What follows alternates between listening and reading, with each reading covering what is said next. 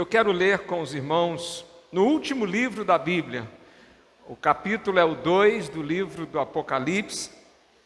Nós vamos ler do verso 1 ao verso 7, pensando ainda sobre a nossa missão. Eu gostaria de, nesta noite, pensar com os irmãos em alguns instantes sobre a motivação para a nossa missão. Estamos envolvidos nesses dias na campanha de missões mundiais. Temos entendido que a nossa missão, ela engloba o mundo todo. Embora a gente tenha no Jardim Surubi um grande campo missionário, mas Deus nos chama para alcançar o mundo inteiro. E nesta noite nós vamos olhar um pouco para o que nos motiva para essa missão. Apocalipse capítulo 2, versos 1 a 7 nos diz assim: Escreve ao anjo da igreja em Éfeso, assim diz aquele que tem as 7 estrelas na mão direita e anda no meio dos 7 candelabros de ouro. Conheço tuas obras, teu trabalho e tua perseverança. Sei que não suportas os maus e que puseste à prova os que se dizem apóstolos, mas não são, e descobriste que são mentirosos. Tens perseverado e sofreste por causa do meu nome, e não te desanimaste. Tenho contra ti, porém, o fato de que deixaste o teu primeiro amor. Lembra-te, pois, de onde caíste, arrepende-te e volta às obras que praticavas no princípio. Se não te arrependeres, logo virei contra ti e tirarei o teu candelabro do seu lugar. Mas tens a teu favor que odeias as obras dos nicolaítas, as quais eu também odeio. Quem tem ouvidos, ouça o que o Espírito diz às igrejas. Ao que vencer, eu lhe permitirei comer da árvore da vida que está no paraíso de Deus.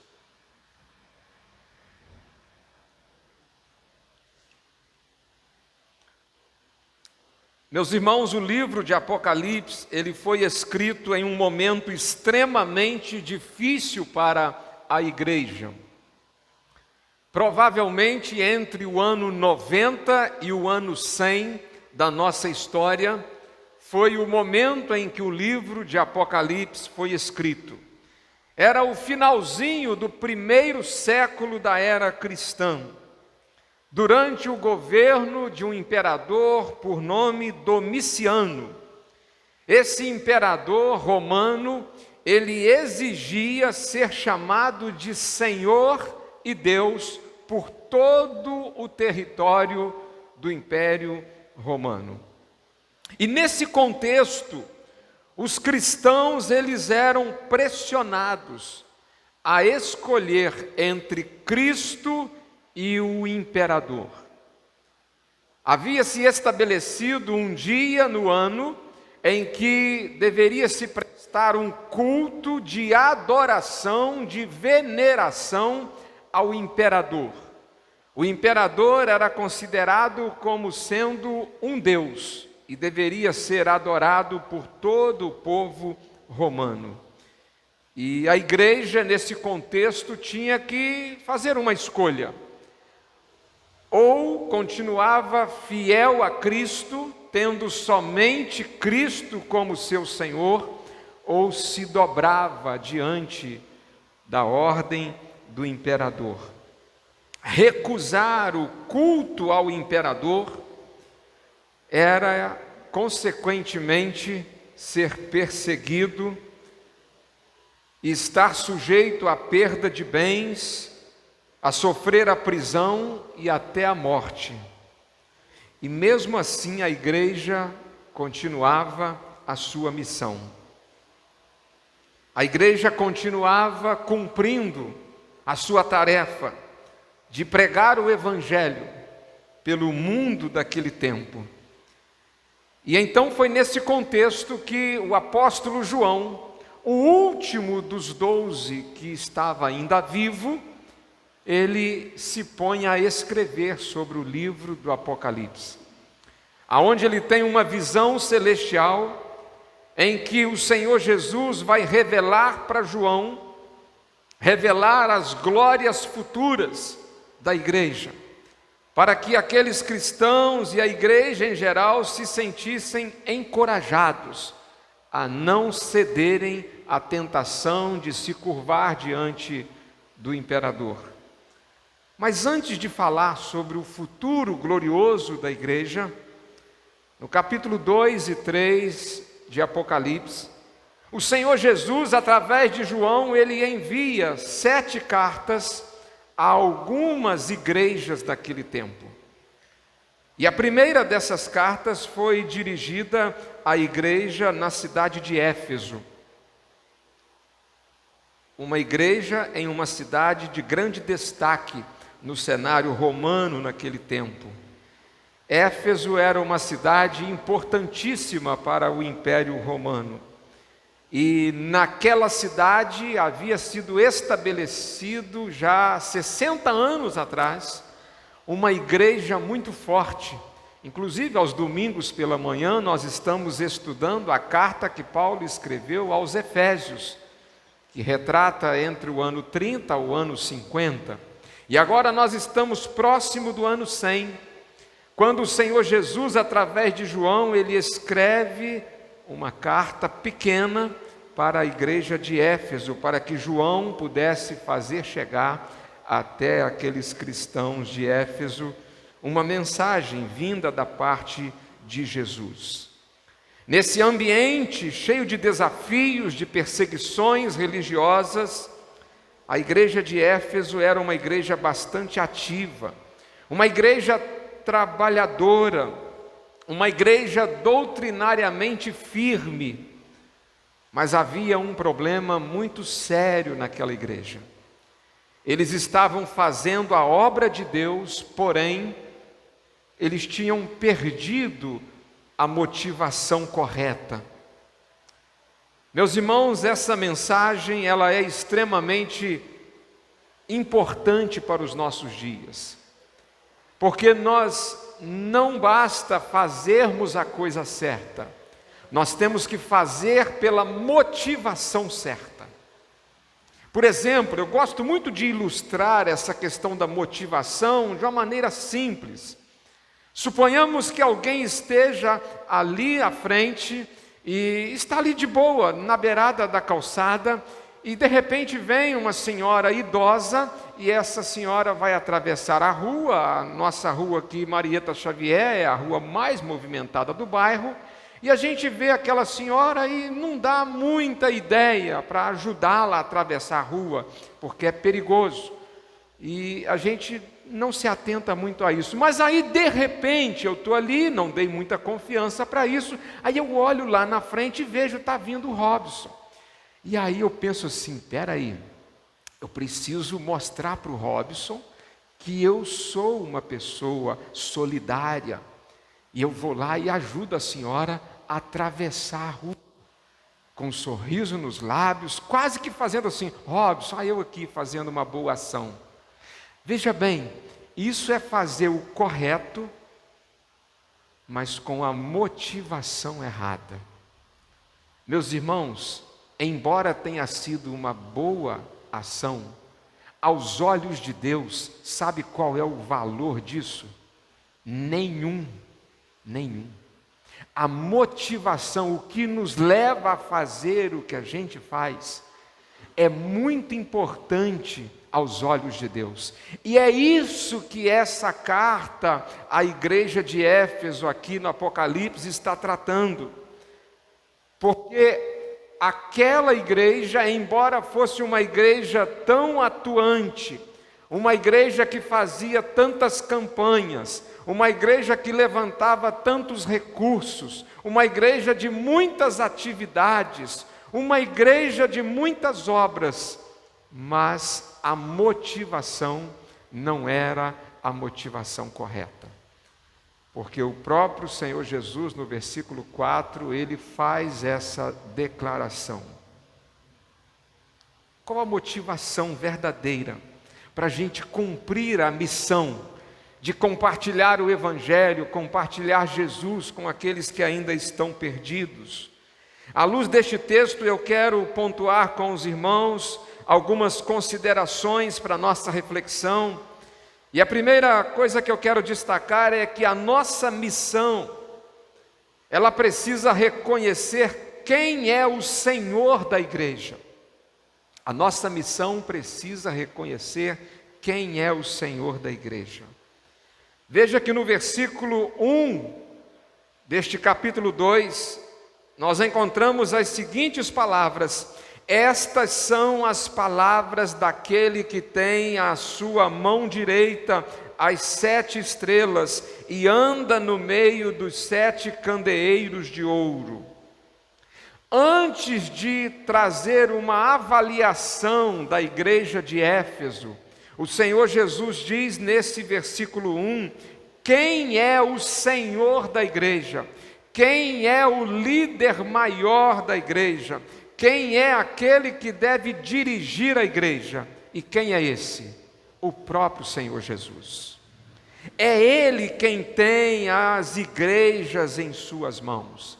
Não é, meus irmãos, homem algum, não é líder algum, não é liderança alguma. A igreja de Jesus, quem é Senhor dela é o próprio Jesus. Isso significa que a igreja pertence a Jesus. E a missão que a igreja tem é a missão de Jesus. Quando a gente diz a nossa missão, na verdade nós estamos apenas assumindo uma responsabilidade, mas a missão ela é de Jesus. Ele veio ao mundo buscar e salvar o que se havia perdido, a missão é dele. Somente Jesus pode resgatar homens perdidos das trevas e trazê-los para a sua maravilhosa luz. E ele pega essa missão e ele coloca em nossas mãos e diz: a missão é minha, mas vocês é quem vão executá-la agora, a partir de agora, quando ele volta para o céu. Porque ele é o Senhor. Embora a gente continue sendo a agência missionária nesse mundo, somos uma igreja missionária, somos os missionários nesse mundo, mas a missão, quem é Senhor dela, é o próprio Senhor Jesus. A missão, ela é de Cristo através da igreja. Agora, ele diz algo aqui muito sério neste texto, que talvez a gente não dê muito crédito a isso. Ele disse que ele anda no meio da igreja e ele vê exatamente como a igreja faz e o que a igreja está fazendo. Jesus, ele está no meio da sua igreja, observando a sua igreja, atento àquilo que a sua igreja tem feito. Ele vê, ele conhece, ele avalia, ele sabe do nosso trabalho, como sabe também das nossas intenções e das nossas motivações. Porque nós, enquanto humanos, a gente vê apenas o exterior, mas ele examina o que há no mais íntimo do nosso ser. As nossas motivações, as nossas intenções. Meus irmãos, nós podemos impressionar as pessoas, nós podemos impressionar outras igrejas, nós podemos impressionar o bairro, impressionar a cidade, nós podemos impressionar a nossa denominação, nós podemos impressionar os homens, mas Jesus ninguém impressiona, porque Ele conhece as nossas intenções, Ele conhece as nossas motivações. Ele sabe por que nós estamos fazendo tudo o que nós estamos fazendo. Ninguém pode enganar a Cristo. Então não podemos nos esquecer de que a nossa missão, ela precisa reconhecer quem é o Senhor da igreja. É Jesus. Ele é o Senhor da igreja, não é homem algum. Jesus é o Senhor da sua igreja. Agora, Uma outra consideração também muito importante é que a nossa missão, ela pode ter muita atividade e ainda assim perder a motivação. Veja que Jesus, ele faz um certo elogio à igreja de Éfeso. Eu anotei aqui, irmã Margarida, 7 elogios de Jesus à igreja de Éfeso. Não foram poucos, 7 elogios. Jesus disse que aquela igreja era uma igreja de muitas obras, muitas obras. Era uma igreja muito ativa, Robson, uma igreja ativa. Era uma igreja trabalhadora, uma igreja que se esforçava. A ideia aqui de trabalho, quando Jesus diz, conheço o teu trabalho, a ideia é de alguém que trabalha com esforço até se cansar. Era uma igreja trabalhadora. Era uma igreja também perseverante, porque essa igreja enfrentava perseguições, adversidades, dificuldades, mas essa igreja, ela não desistia, ela suportava as dificuldades. Era uma igreja que também rejeitava o mal. Essa igreja primava pela santidade. Ela ensinava a importância de termos uma vida digna da vocação em que fomos chamados. Era uma igreja que tinha uma boa liderança. Quando alguém surgia com algum falso ensino, a igreja rejeitava. E então dizia, olha, essa pessoa está levantando aqui umas ideias estranhas ao verdadeiro evangelho. E nós não podemos nos contaminar. Era uma igreja firme na doutrina. Essa igreja, ela não entrava pelo caminho dos enganos espirituais. Essa igreja não aceitava misticismo. Era uma igreja firme na doutrina e uma igreja que não desanimava. Uma igreja, de certa forma, vibrante. Era uma igreja muito atuante, continuavam trabalhando apesar das lutas, apesar dos problemas. Meus irmãos, se avaliássemos essa igreja hoje, provavelmente diríamos, essa é uma igreja modelo, essa é uma igreja que Deus aprova, é uma igreja perfeita. Mas Jesus viu algo que ninguém viu, Jesus percebeu. Ele se atentou a algo que muitos não deram atenção. Jesus considerou o que muitos ignoram. Meus irmãos, enquanto nós vivemos como igreja, enquanto nós desenvolvemos a nossa vida eclesiástica, enquanto nós desempenhamos o nosso ministério, enquanto nós prestamos nossos cultos a Deus, enquanto fazemos tantas coisas para Deus, Jesus está só observando, Ele está só nos filmando, Ele está só olhando, Ele está atentamente olhando para mim, olhando para você. Cada vez que a gente sai de casa, por exemplo, para vir a um culto, Jesus está olhando qual é a motivação do nosso coração. Ele está olhando o que nos trouxe aqui. Quando a gente está desenvolvendo a vida eclesiástica da igreja, tomando decisões, considerando aquilo que a igreja precisa definir e decidir, quando nas nossas assembleias a gente está deliberando alguns assuntos, Jesus está só observando,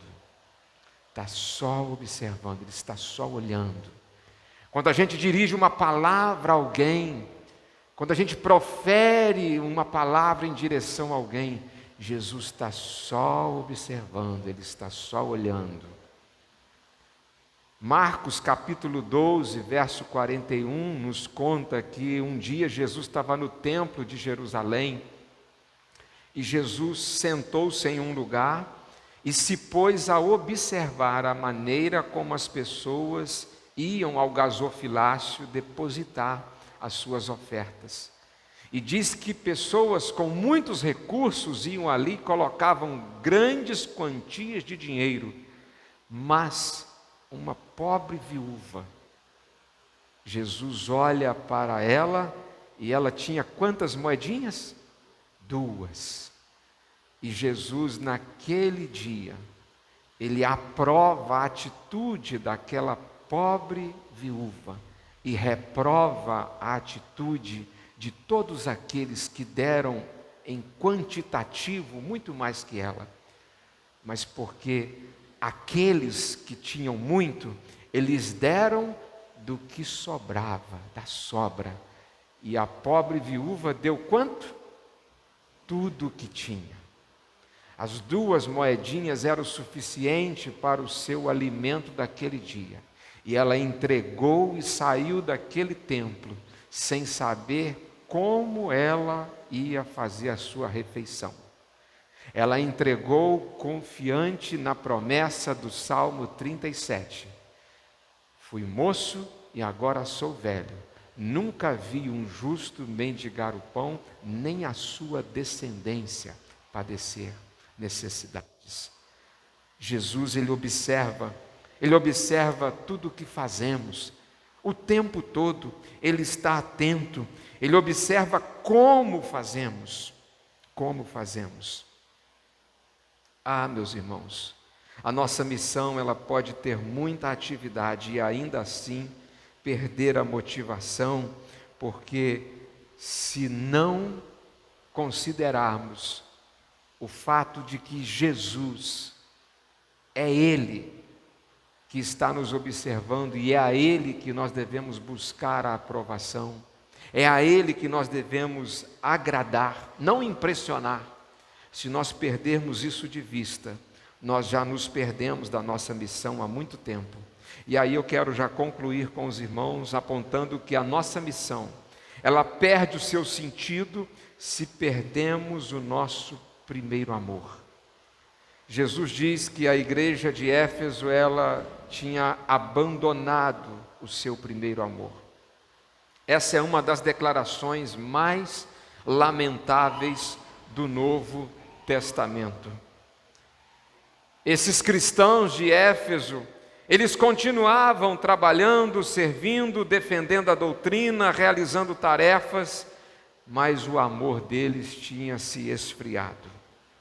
Eles tinham perdido o primeiro amor. Eles faziam o que faziam apenas para bater ponto, só para contar presença, mas não tinham mais paixão no coração.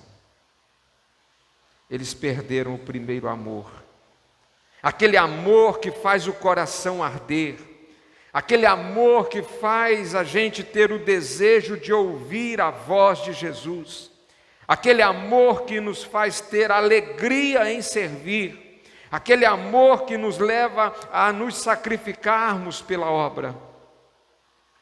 Com o tempo, a igreja de Éfeso passou a substituir a paixão por Jesus pela rotina religiosa.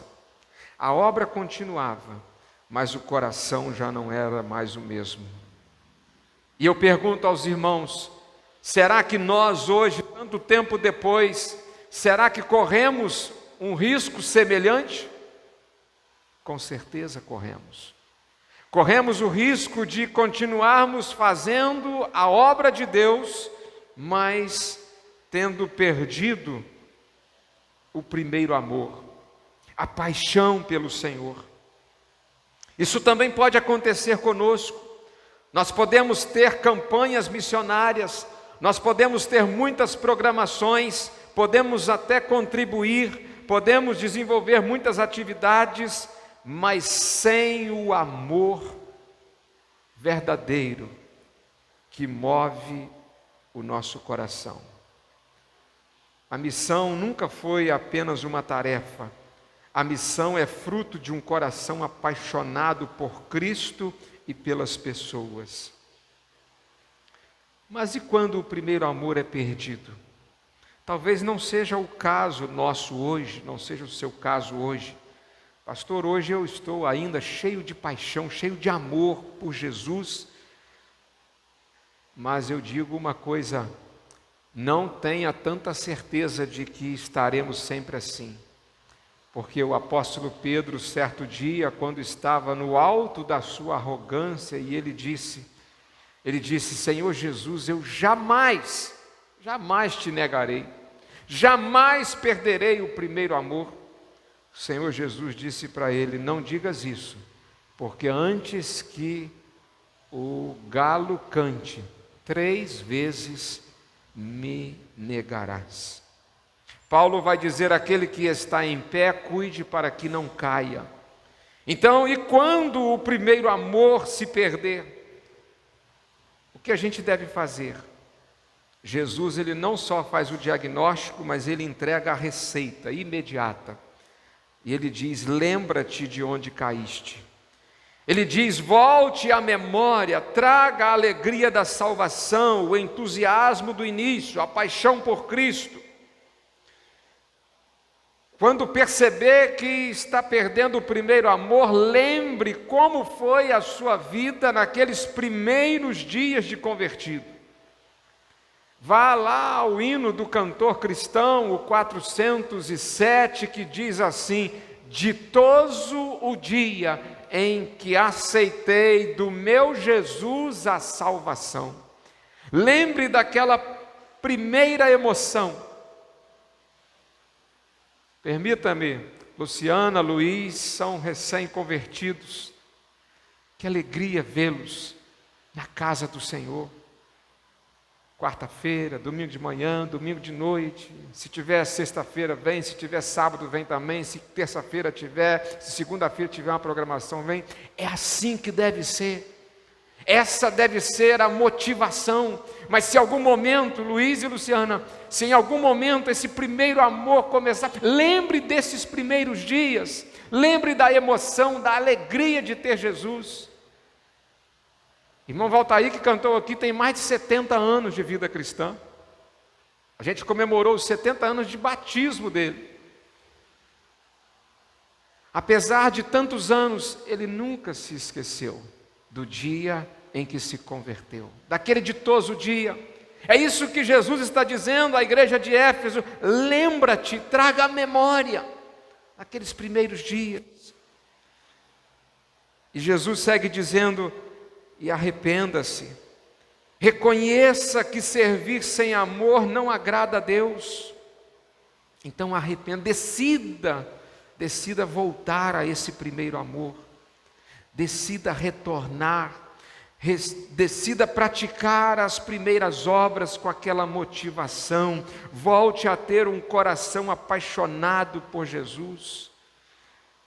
Meus irmãos, eu me lembro de que quando era membro da primeira igreja onde eu cresci, lá em Retiro, eu me lembro de que num domingo, um irmão tomou a sua decisão por Jesus.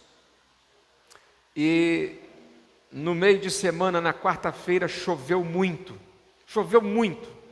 A rua principal lá, ela encheu de água. E eu fui sozinho ao culto de casa naquele dia. Eu era ainda um adolescente para jovem, tinha meus 17, 18 anos. E eu fui, e ao chegar lá, atravessar uma parte da rua com água no joelho, cheguei lá, quase no horário do culto, muita chuva ainda, e nem o zelador pôde ir naquele dia, mas eu fui porque eu tinha uma certeza que aquele irmão que tinha tomado uma decisão no domingo, ele iria, e ele de fato estava lá debaixo da árvore, todo molhado.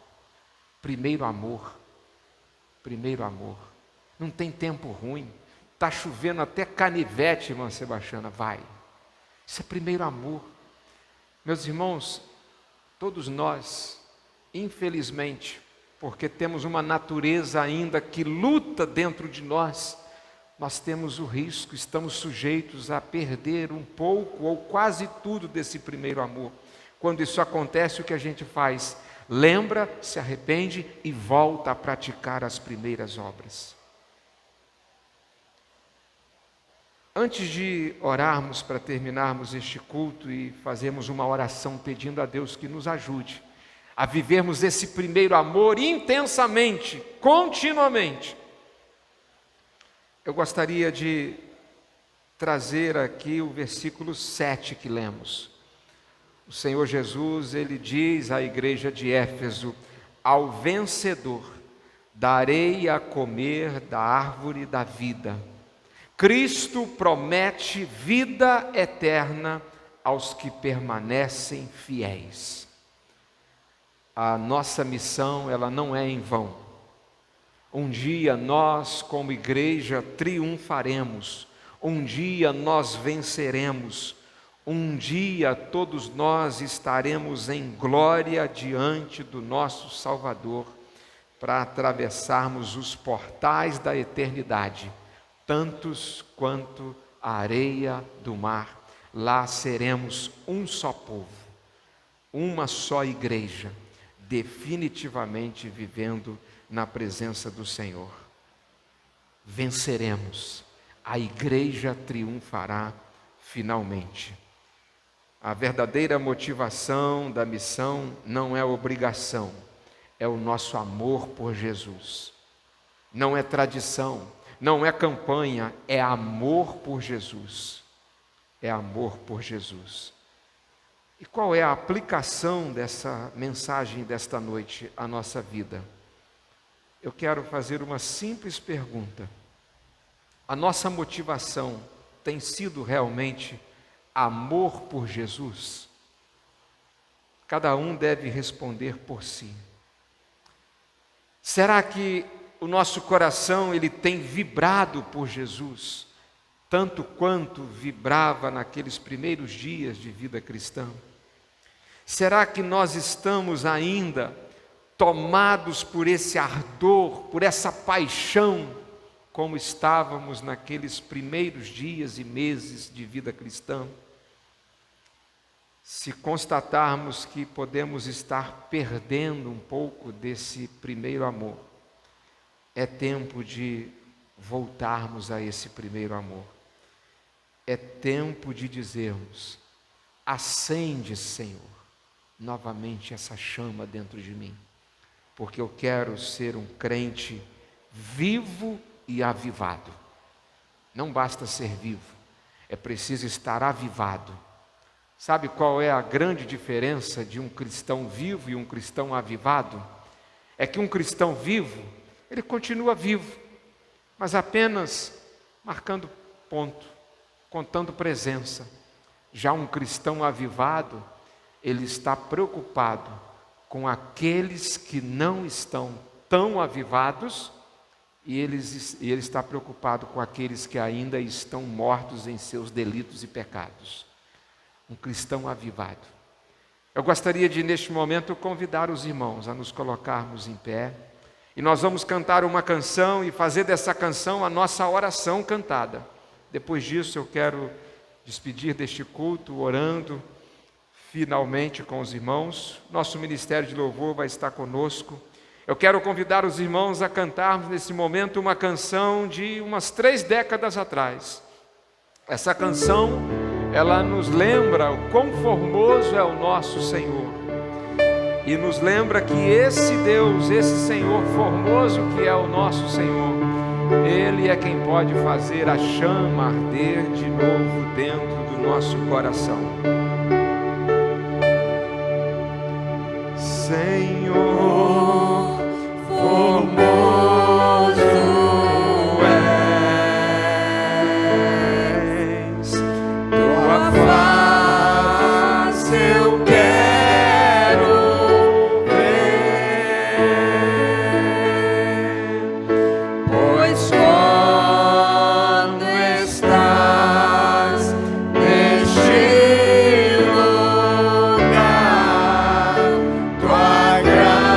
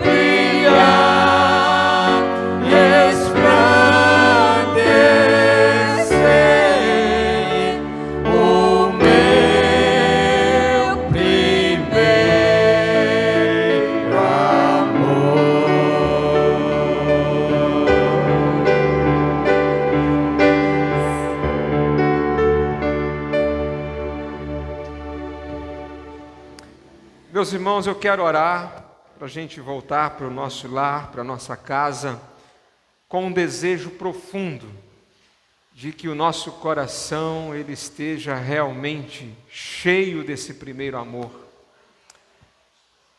E é isso que vamos pedir ao Senhor nesse momento, que o Senhor possa nos ajudar a praticar a sua palavra.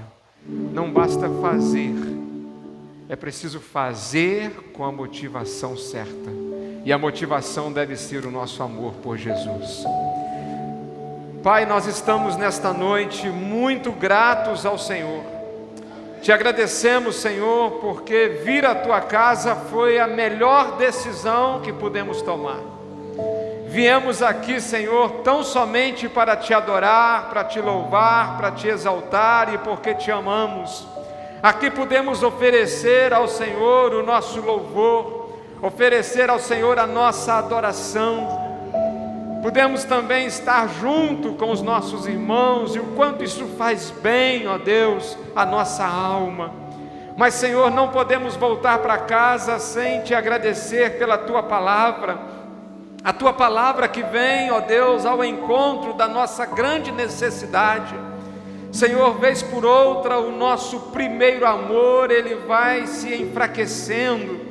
Nós vamos perdendo, ó Deus, um pouco daquela alegria inicial. E às vezes estamos até envolvidos em muitas obras no teu reino, na tua casa, mas às vezes com a motivação errada.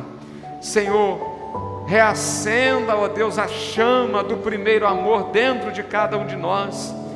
Que sejamos, ó Deus, não apenas um crente vivo, mas um crente avivado, cheio do teu poder, cheio do fogo do teu Espírito Santo, ao ponto, ó Deus, de inflamarmos também outros, para que assim sejamos uma igreja cheia do teu poder.